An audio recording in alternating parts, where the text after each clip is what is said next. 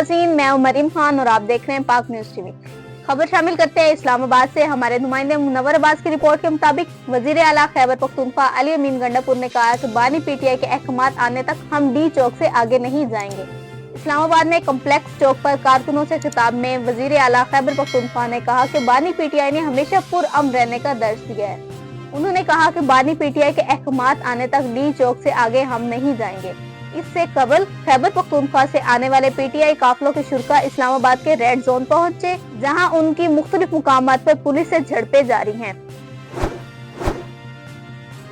Police की जानिब से मुजाहिरीन पर आंसू गैस से शेलिंग की जा रही है, जबकि मुजाहिरीन की जानिब से भी वापस पुलिस पर शेलिंग और पथराव किया गया है।